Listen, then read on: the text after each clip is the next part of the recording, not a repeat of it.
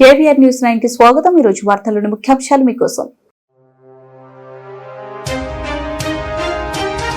ఎన్టీఆర్ భరోసా pension దేశంలోనే అతిపెద్ద సంక్షేమ కార్యక్రమం, ఇదే ముఖ్యమంత్రి Chandrababu Naidu.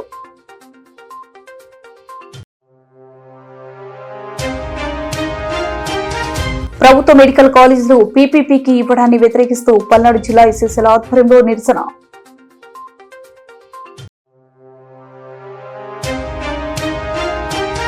Nagarikal society PSS chairman గా నియమితులైన తిరుమల శెట్టి వెంకట్రావు ప్రమాణ స్వీకార మహోత్సవం।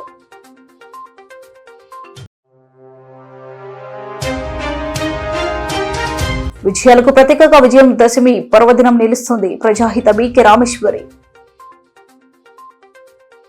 ఎన్టీఆర్ భరోసా పెన్షన్ దేశంలోని అతిపెద్ద సంక్షేమ కార్యక్రమం, ఇదే రాష్ట్రంలో 63.57 లక్షల మందికి నెల 22,745 కోట్ల మేర పెన్షన్లకు ఖర్చు చేస్తున్నాం। 16 నెలల కాలంలో 48,019 కోట్ల మేర పేదలకు పెన్షన్ల కింద ఇచ్చాం। ఏదైనా ఇబ్బంది వచ్చి 2 నెలల పాటు పెన్షన్ తీసుకోలేకపోయినా 3వ నెలలో ఆ మొత్తాన్ని చెల్లిస్తున్నాం। దివ్యాంగులు, కిడ్నీ పేషెంట్లు ఇలా అందరికీ పెంచిన పెన్షన్లను చెల్లిస్తున్నాం। ముఖ్యమంత్రి చంద్రబాబు నాయుడు 16 నెలలైంది నేను వచ్చి ముఖ్యమంత్రిగా 48,019 కోట్ల రూపాయలు ఈ పేదవాళ్ళకి ఇచ్చిన ఏకైక ప్రభుత్వం ఈ ప్రభుత్వం అని చెప్పి నేను మీకు తెలియజేస్తున్నా।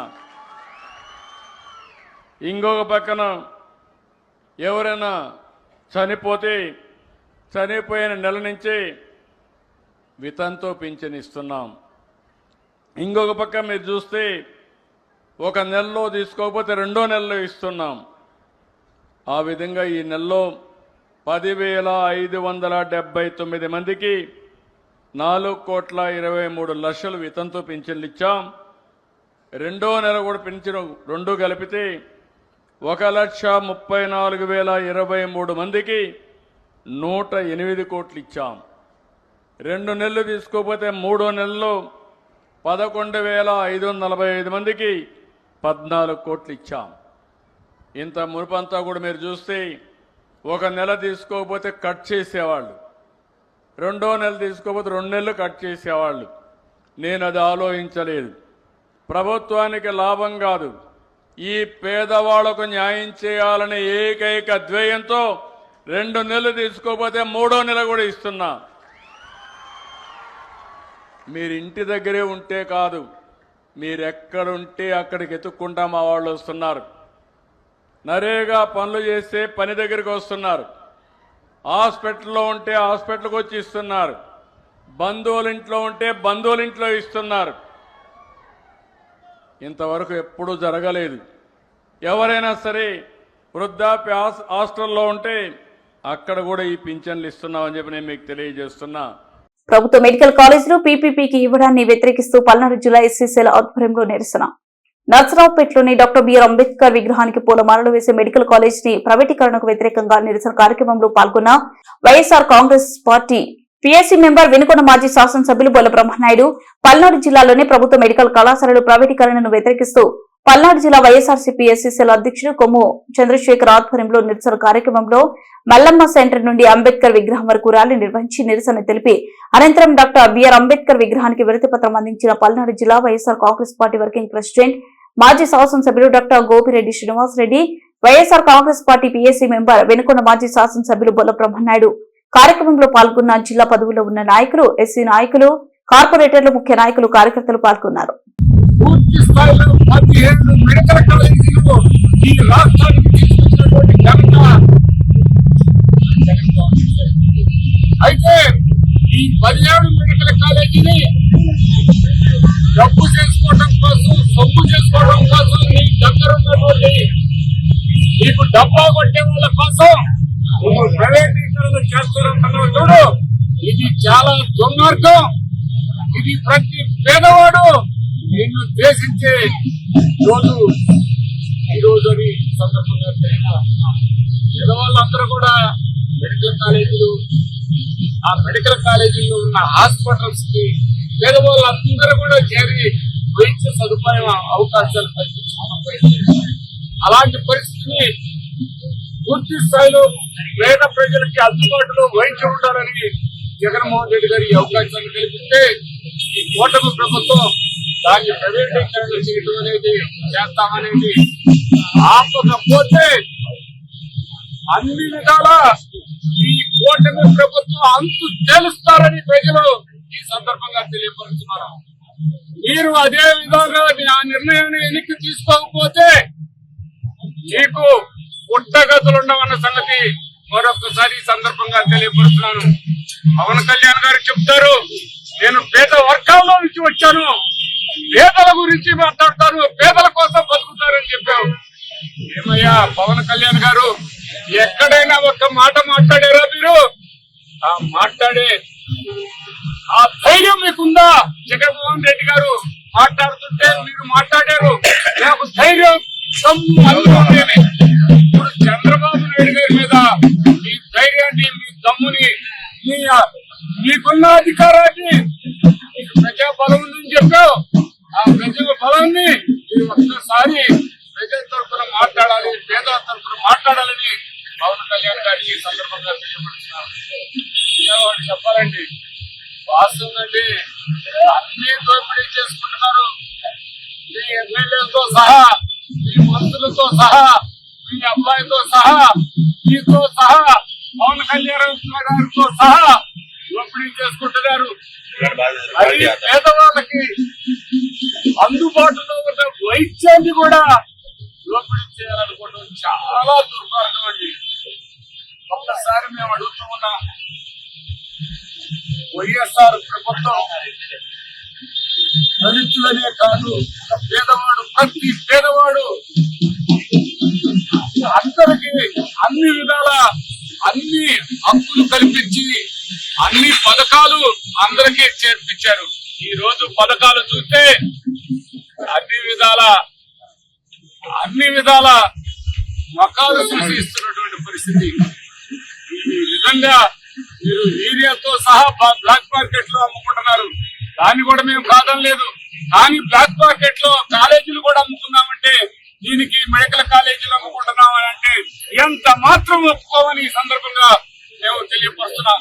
ఎంత దూరం వెళ్ళడానికి వైఎస్ కాంగ్రెస్ పార్టీ పూర్తి స్థాయిలో రోడ్డు మీద వస్తామని కూడా ఈ సందర్భంగా తెలియపరుచుకుంటూ, నాకు ఈ అవకాశం కల్పించిన మా వర్కింగ్ ప్రెసిడెంట్ గారు, మా అందరి సత్తెనపల్లి నియోజకవర్గం నగరికల్ సొసైటీ పిఎస్సిఎస్ చైర్మన్ గా నియమితులైన తిరుమల శెట్టి వెంకట్రావు ప్రమాణ స్వీకార మహోత్సవంలో పాల్గొన్న ఎమ్మెల్యే కన్నా లక్ష్మీనారాయణ, జేడీసీసీ బ్యాంక్ చైర్మన్ మక్కెన మల్లికార్జునరావు, కూటమి నాయకులు. అదేవిధంగా సభ్యులుగా కరాలపాటి ఒలి గారు, వెంకటేశ్వర్లు గారు, ఈ ముగ్గురికి కూడా ముందుగా అభినందనలు. చాలా సంతోషం. మన గౌరవ సీనియర్ శాసనసభ్యులు గతంలో సహకార శాఖ మంత్రిగా అనేక మంత్రులుగా పనిచేసి సహకార శాఖలో ఆనాటి ఉమ్మడి రాష్ట్రంలో కూడా ఆ శాఖను ముందుకు తీసుకెళ్లి రైతులకు మేలు చేసే విధంగా అనేక కార్యక్రమాలు చేపట్టినటువంటి పరిపాలనాధ్యక్షులు మన కన్నా లక్ష్మీనారాయణ గారిని ఈ సందర్భంగా మనవి చేస్తున్నా. అదేవిధంగా వేదిక మీద ఉన్నటువంటి గౌరవ పెద్దలందరికీ, వచ్చినటువంటి రైతులకి, మరి సోదరిమణులకి, వెంకటరావు గారి స్నేహితులందరూ కూడా ఈ సందర్భంగా ముందుగా హృదయపూర్వక నమస్కారాలు. మన సహకార సంఘం ద్వారా అనేక కార్యక్రమాలు చేయొచ్చు. ఈ రోజున సోదరుడు వెంకటరావు గారికి ఒకటి మనవి చేస్తున్నా, అనుభవం ఉన్నటువంటి ఎమ్మెల్యే గారు ఉన్నారు, మంచి యువకుడైనటువంటి ఎంపీ గారు ఉన్నారు. మేము కూడా మీకు అండదండలు ఇస్తాం. ఈ రోజు కేంద్ర ప్రభుత్వం ద్వారా మన ఎన్డీఏ ప్రభుత్వంలో అనేక రకాలైనటువంటి వ్యాపార చేసుకునేటటువంటి అవకాశం కూడా ఉంది. మనకు అవకాశం ఉంటే కోల్డ్ స్టోరేజ్లు కట్టుకోవచ్చు, ఆయిల్ ముందు తీసుకొచ్చుకోవచ్చు, జనరల్ స్టోర్ తీసుకొచ్చుకోవచ్చు. వీటన్నిటితో పాటు అతి వ్యాపారం చేస్తూ రైతులకు కూడా, చిన్న రైతులకు కూడా మనం లోన్లు ఇచ్చేటటువంటి అవకాశం ఉంది. ఈ రోజు ₹1,00,000 లోన్లు ఇచ్చినట్టయితే 0% వడ్డీ ఇచ్చేటటువంటి అవకాశం ఉంది. దాన్ని తప్పనిసరిగా ఎక్కువ మంది సద్వినియోగం చేసుకోవాలని ఈ సందర్భంగా మనం చేస్తున్నా. వెంకటరావు కూడా నేను చెప్పేది ఏంటంటే, చిన్నకారు ఉన్నటువంటి మన పార్టీ కార్యకర్తలనండి, పేద ప్రజలందరూ కూడా ఈ ₹1,00,000 కానీ ₹3,00,000 లోన్లు ఇచ్చేదానికి ఎక్కువగా ప్రయత్నం చేయి. నీకు కావాల్సినంత ఫండ్ని కేంద్ర సహకార బ్యాంకు గుంటూరు ద్వారా పంపించే కార్యక్రమాన్ని చేపడతామని ఈ సందర్భంగా మీకు అభయాన్ని ఇస్తూ, మరి ఈ ప్రభుత్వం గురించి పెద్ద ఆయన ఉండదు, నేను చెప్పేది ఉంది. ఇది రైతుల ప్రభుత్వం. చంద్రబాబు గారు, పవన్ కళ్యాణ్ గారు, లోకేష్ గారు, అనుభవం ఉన్నటువంటి కన్నా లక్ష్మీనారాయణ గారు లాంటి పెద్దలందరూ కూడా ఈ రోజున ఈ ప్రభుత్వాన్ని ముందుకు తీసుకెళ్తా ఉన్నారు. అన్నదాత సుఖీభవ ద్వారా మొన్ననే మనకి 20,000 రూపాయలు వేయటం జరిగింది. ఈ రోజున అందరికి అన్ని కార్యక్రమాల్ని, సంక్షేమ కార్యక్రమాల్ని, అభివృద్ధి కార్యక్రమాల్ని బ్రహ్మాండంగా ముందుకు తీసుకెళ్తా ఉన్నారు. రాజధాని నిర్మాణం శరవేగంగా నడుగుతూ ఉంది. అదేవిధంగా పోలవరం నిర్మాణం జరుగుతూ ఉంది. మన రైతులకు సంబంధించి బ్రహ్మాండంగా మరి 2 సంవత్సరాల నుంచి కూడా నాగార్జున సాగర్ ముందుగానే నిండి బ్రహ్మాండంగా నీళ్లు వస్తున్నాయి. మన పొలాల్లోకి నీళ్లు వస్తున్నాయి. బ్రహ్మాండంగా పంటలు పండించుకుంటున్నాం. మరి పండినటువంటి పంటలను కూడా ప్రభుత్వం ద్వారా కొనుగోలు చేసే పరిస్థితి కూడా మనకు ఉందని ఈ సందర్భంగా తెలియజేస్తూ, అందరికీ అన్ని ఎరువులను కూడా సకాలంలో అందించేదానికి పెద్దలు చర్యలు తీసుకుంటా ఉన్నారు. ఎక్కడ ఎరువుల కొరత లేదు. తప్పనిసరిగా విత్తనాలు కానీ ఎరువులు కానీ సకాలంలో అందించి మరి ఇది రైతుల ప్రభుత్వాన్ని ముందుగా మీ అందరూ కూడా తెలియజేసుకుంటూ, సహకార సంఘం ద్వారా రావాల్సినటువంటి మీకు చేయాల్సినటువంటి పనులన్నింటినీ కూడా మరి కష్టపడినటువంటి వ్యక్తి, పార్టీ అధ్యక్షుడిగా పనిచేసినటువంటి వ్యక్తి, అదే విధంగా పార్టీలో మరియు సభ్యులు కూడా బ్రహ్మాండంగా పనిచేసినటువంటి వ్యక్తులకి ఈ రోజున ఆయన అనుభవం పెట్టి ఇలాంటి వ్యక్తులను ఎంపిక చేసి ఈ రోజున రైతులకు సేవ చేసేటటువంటి అదృష్టాన్ని కలిగించారని ఈ సందర్భంగా తెలియజేస్తూ, అటు పెద్దలు కన్నా లక్ష్మీనారాయణ గారు, మన గౌరవ శాసనసభ్యుల వారికి, అదే విధంగా మిత్రుడు వెంకట్రావుకి ఈ సందర్భంగా అభినందన తెలియజేస్తూ ముగిస్తున్నాను. జై హింద్. విజయాలకు ప్రతీకగా విజయదశమి పర్వదినం నిలుస్తుందని ప్రజాపీత బ్రహ్మకుమారి ఈశ్వరీయ విశ్వవిద్యాలయం ప్రతినిధి బీకే రామేశ్వరి అన్నారు. దావా గార్డెన్స్ విజేఎఫ్ ప్రెస్ క్లబ్ లో జర్నలిస్టుల కోసం ప్రత్యేకంగా దసరా వేడుకలను ఘనంగా నిర్వహించారు.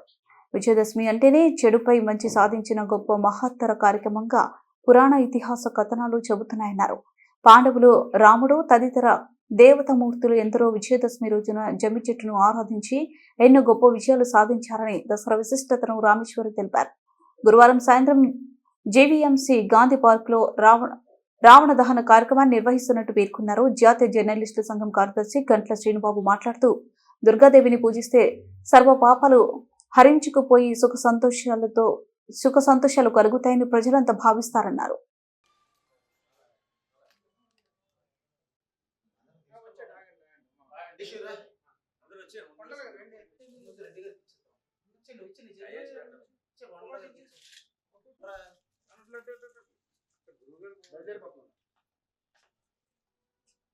మరి చెడుపై మంచి సాధించిన విజయాన్నే మన విజయదశమి పర్వదినంగా చెబుతారు.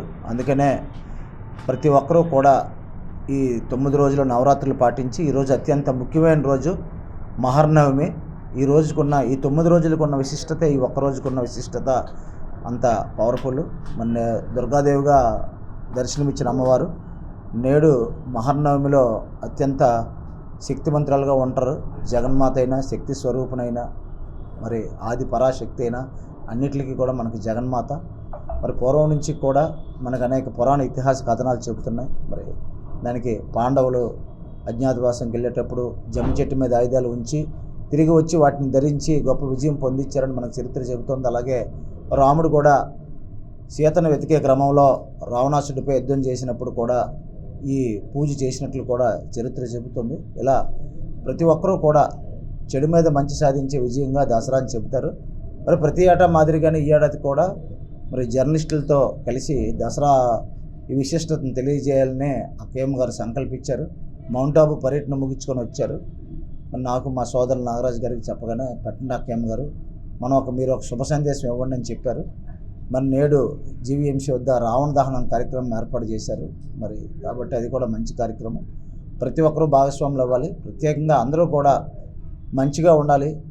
ఈ దసరా పర్వదినాన మరిన్ని విజయాలు అందుకోవాలి. అందులోనే సమాజానికి నిరంతరం సేవలు అందే జర్నలిస్టులు కూడా మంచి విజయాలు అందుకొని విజయదశమిని ఆనందమయంగా జరుపుకోవాలని ఈ కార్యక్రమంలో మమ్మల్ని కూడా భాగస్వాములు చేసినందుకు కేఎం గారికి ధన్యవాదాలు తెలియజేసుకుంటూ అందరికీ కూడా మహర్నవమి మరియు విజయదశమి శుభాకాంక్షలు తెలియజేసుకుంటున్నాం. Thank you.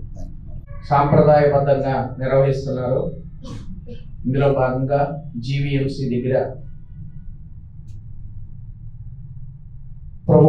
నగర ప్రముఖుల్ని ఆహ్వానించి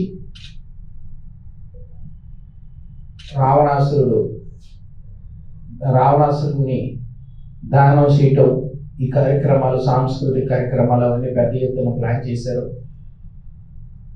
బ్రహ్మకుమారేశ్వరీయ విశ్వవిద్యాలయం జర్నలిస్టులతో ఏదో ఒక కార్యక్రమాన్ని జర్నలిస్టులతో కలిసి చేయడం అనేది అక్కయ్య గారికి బాగా ఇష్టమైన విషయం. ఇది మనందరికీ తెలుసు. దసరా సంబరాలు మన జర్నలిస్టులందరూ కూడా ముందుగా వివిధ సంఘాల ద్వారా నిర్వహించుకోవడం, అలాగే దాంట్లో శ్రీనిబాబు గారు కూడా ఇటీవల అందరినీ ఆహ్వానించి దసరా సంబరాలు నిర్వహించిన విషయం మనందరికీ తెలుసు. అతి త్వరలో శ్రీనిబాబు గారు, నేను, మన జర్నలిస్టులందరికీ కూడా ఇటువంటి యూనియన్కి, ఇటువంటి అసోసియేషన్స్కి సంబంధం లేకుండా వ్యక్తిగతంగా జర్నలిస్టు సోదరులందరినీ కూడా ఆహ్వానించి దీపావళి వేడుకలు నిర్వహించడానికి మేము ప్లాన్ చేస్తున్నాం. కుటుంబ సమేతంగా జర్నలిస్టు సోదరులందరూ ఆ కార్యక్రమానికి ఆహ్వానించాలని శ్రీనిబాబు గారు పెద్ద ఎత్తున ఆలోచన చేయడం జరిగింది. ప్రతి కార్యక్రమంలో కూడా అక్కయ్య గారు మన అవార్డ్స్ ఫంక్షన్లో కానీ, మన స్కాలర్షిప్ ఫంక్షన్లో కూడా, అమెరికాలో ఉన్నప్పటికీ కూడా అవార్డులు తీసుకున్న పిల్లలందరికీ మిఠాయిలు ఇవ్వడం మనందరికీ తెలుసు. దసరా వేడుకలు సాంప్రదాయబద్ధంగా జర్నలిస్టులు అతి త్వరలో అత్యంత ఘనంగా అన్ని వర్గాల వారిని కూడా ఒకే వేదికపై తీసుకొచ్చి చేసే కార్యక్రమం అతి త్వరలో జరుగుతుంది. దానికోసం మేమంతా ఎదురు చూస్తున్నాం. అలాగే దీపావళి కూడా ఏ యూనియన్తోకి దీనికి సంబంధం లేకుండా ఘనంగా నిర్వహించడం కోసం ప్లాన్ చేయడం శ్రీనిబాబు గారు నాతో మాట్లాడడం అంతా జరిగింది. మీరందరూ కూడా జర్నలిస్టు సోదరులందరూ కుటుంబ సమేతంగా వచ్చి ఎంజాయ్ చేయాల్సిందిగా కోరుతున్నాను. ఓం శాంతి. మన పవిత్ర పుణ్య భారతదేశంలో 360 రోజులు జరుపుకునేటువంటి పర్వదినాల్లో విశేషంగా శరన్నవరాత్రుల పేరుతో దేవీ నవరాత్రులు మనందరం కూడా ఎంతో భక్తితోటి ఆహ్వానించి పూజిస్తూ ఉంటాం. ఇందులో ఈ జగత్తంతా కూడా ఒక శక్తిమయమని, ఆ శక్తిని జాగృతం చేయడం కోసమే ఈ 9 రోజులు మనం విశేషంగా ఒక్కొక్క రూపంలో దేవిని అలంకరించి పూజించి ఆ వ్రత ఫలాన్ని సిద్ధింపజేసుకోవడానికి మనం ఈ విజయదశమి పండుగను చాలా ఎంతో ఉత్సాహ ఉల్లాసాలతో జరుపుకుంటూ ఉంటారు. ఈ విజయదశమి నాడు పూర్వకాలంలో అయితే చాలా రకాలుగా ఆచార సంప్రదాయాలు ఉండేవి. అవన్నీ ఈరోజు పేరుకి కూడా కనిపించినంత మాత్రంగా కనుమరుగైపోయాయి అనడంలో ఏమీ అతిశయోక్తి లేదు. పూర్వకాలం జీతభత్యాలు లేనటువంటి వారందరూ కూడా ఈ యొక్క పండుగ నాడు విశేషంగా అందరూ వారికి ఆనందంతో ఏవో ఒక రకమైనటువంటి ధనకనక వస్తు వాహనాల రూపంలో ఏదో ఒక బహుమతులు ఇస్తూ ఉండేవారు. అది తీసుకుని వారు సంవత్సర కాలం అంతా కూడా మంచి అంకిత భావంతో వాళ్ళ సేవలు అందిస్తూ ఉండేవారు. ఈ దసరా లేదా శరన్నవరాత్రుల పండగల్లో మనం ముఖ్యంగా దేవతామూర్తి అయినటువంటి దుర్గా, కాళీ, అంబ, సరస్వతి, లలితను పూజిస్తూ ఉంటాము. వాస్తవానికి శక్తులను ఎందుకు పూజించాలి అంటే మన ఆత్మశక్తిని మనం జాగృతం చేయడం కోసమే ఈ యంత్ర, మంత్ర, తంత్ర రూపంలో మనం పూజిస్తూ ఉంటాము. అందుకే అమ్మవారికి సర్వయంత్రాత్మకే సర్వమంత్రాత్మకే అని శ్యామల దండకంలో కూడా మనం వింటూ ఉంటాము. ఈ ప్రథమ పాడ్యం నాడు ప్రారంభమైనటువంటి అమ్మవారి యొక్క పూజలు. వార్తలు ముగించే ముందు ముఖ్యాంశాలు మరోసారి. ఎన్టీఆర్ భరోసా పెన్షన్ దేశంలోనే అతిపెద్ద సంక్షేమ కార్యక్రమం. ఇదే ముఖ్యమంత్రి Chandrababu Naidu.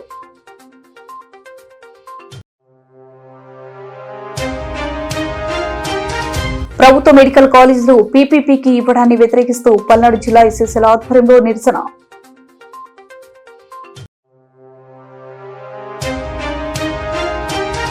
Nagarikal society PSCS chairman గా నియమితులైన తిరుమల శెట్టి వెంకట్రావు ప్రమాణ స్వీకార మహోత్సవం.